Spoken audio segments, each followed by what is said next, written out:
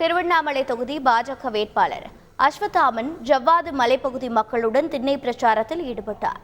ஜவ்வாது மலையில் உள்ள கோவிலூர், வீரப்பனூர், ஜமுனாமரத்தூர், சேரமரத்தூர் ஆகிய பகுதிகளில் தொண்டர்களுடன் தீவிர பிரச்சாரத்தில் ஈடுபட்ட அவர், மத்திய அரசு மலைவாழ் மக்களுக்கு என்னென்ன திட்டங்கள் கொண்டு வந்துள்ளது, என்னென்ன தேவை உள்ளது என திண்ணை பிரச்சாரம் மூலம் மக்களிடம் விளக்கமளித்தார்.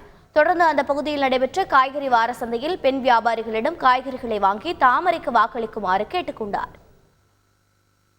இப்போ ஒரு பாம்பு கடி நீங்கள் போகிறீங்க, மருந்து இருக்குதா, அதை ப்ரெக்னெண்ட்டாக இருக்காங்க, வயிற்றில் குழந்தையோடு இருக்காங்க, ஒரு ஸ்கேன் பண்ணுறதுக்கு இங்கே வசதி இருக்கா?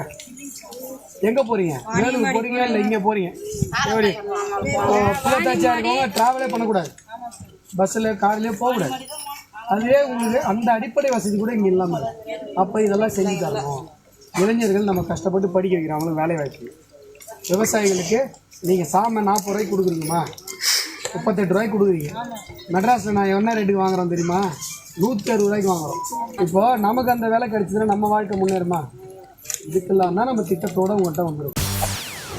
செய்திகளை உடனுக்குடன் தெரிந்து கொள்ள உடனே சப்ஸ்கிரைப் பண்ணுங்க.